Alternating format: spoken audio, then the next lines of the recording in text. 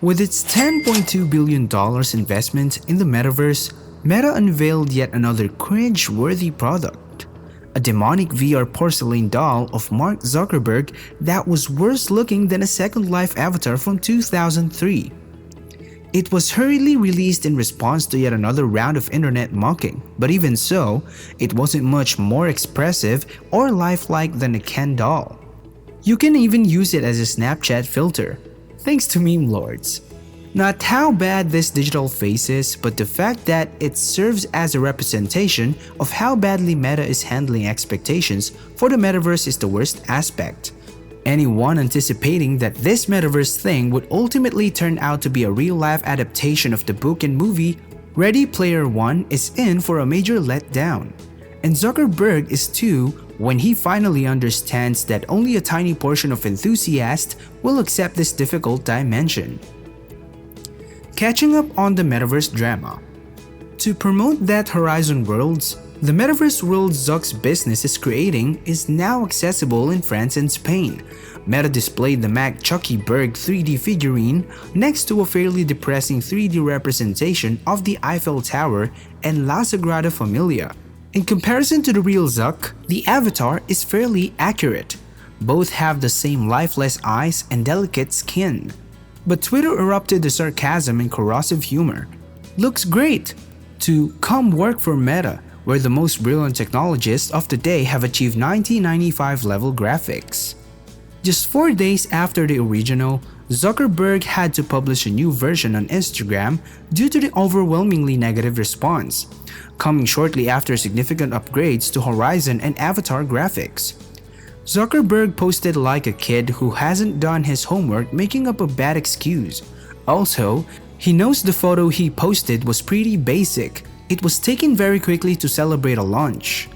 It was a humiliating fix and yet another mistake on Meta's journey to a metaverse that is very different from what we had anticipated.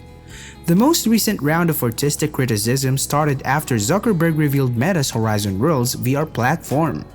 The most well-known example of the company's metaverse endeavor is Horizon Worlds, a free online game that you can access with its Quest headset. After years of beta testing, name changes, and debates on user behavior and safety, the game was finally released to the public in the US and Canada back in December.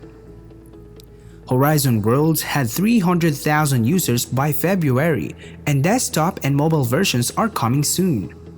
Meta also has plans to introduce a business VR gear later this year, maybe in an effort to take advantage of remote work's late pandemic resiliency.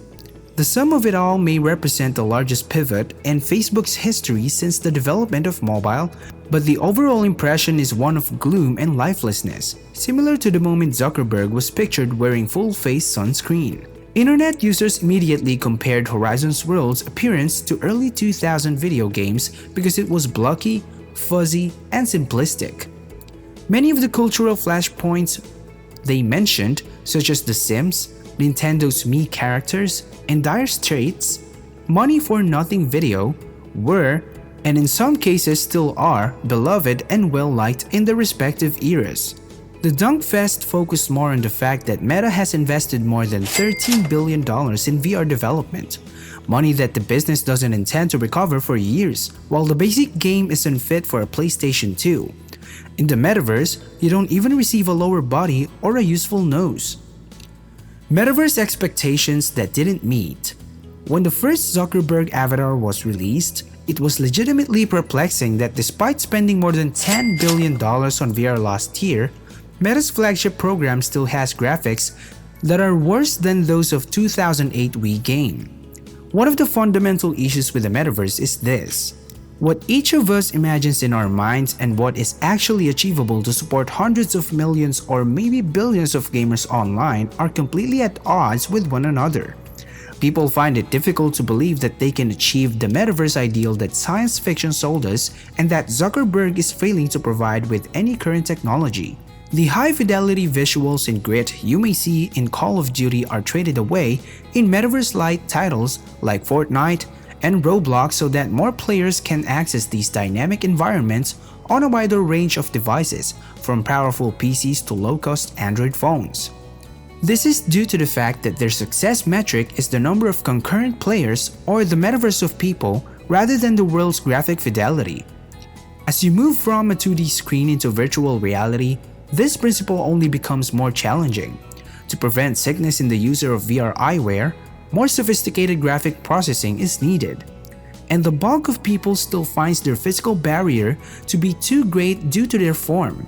Additionally, they are so weird that most people, even teens who grew up with technology and use TikTok, would feel silly wearing them and moving around their homes or offices like inebriated French mimes.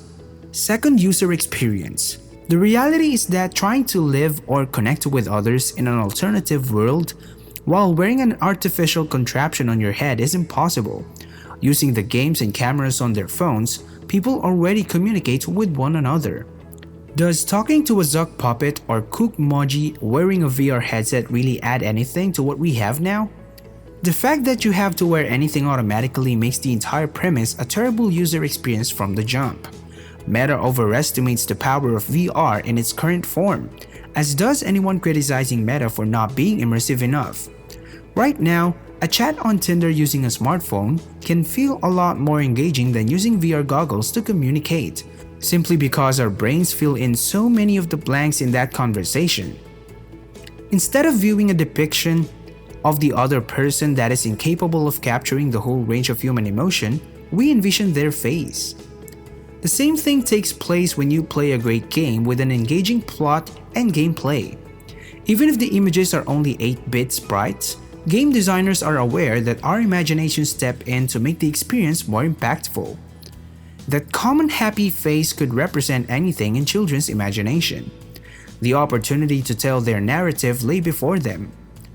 Regardless of the smile, everyone can feel anything, hero or villain, happy or unhappy. Minifigs today are constrained by their fixed printed emotion. The idea is that wearing a device on your face while interacting with a blatantly artificial depiction of a human produces a kind of uncanny valley for our empathy. Until technology gets us there, we won't be able to cross it, much like with the uncanny valley. Some people think that fully graphical accurate, believable physical experiences and headset-free metaverses where people can live entire, other lives are necessary. Zuckerberg stated in his Instagram post that the graphics in Horizon are capable of much more even on headset, and Horizon is improving very quickly. However, even the most realistic graphics still won't be enough to make the metaverse more appealing to the general public. No matter how fantastic the graphics become, they will still be bad unless we find out a method to make the overall user experience enjoyable. The metaverse needs something that technology and design may not be able to provide for a very long time until everyone and their grandmother jump in as they did with smartphones. According to Mark Zuckerberg, CEO of Meta, everyone will be able to enter virtual reality utopia where they can live their best life in a matter of years. All of these activities are supposedly feasible in the metaverse, a shared, virtual world that Facebook so badly wants to rule that it gave itself a new name. The metaverse is a concept of a shared, virtual world that Facebook so wants to dominate that it gave itself a new name. Meta believes that the metaverse is the next step in the development of the internet, and it claims to lead this development. But there is already an issue. This week, as Zuckerberg demonstrated some of his company's metaverse capabilities, other users offered their initial opinions. This entire virtual universe seems butt cheeks. So, what are your thoughts and reactions to our video?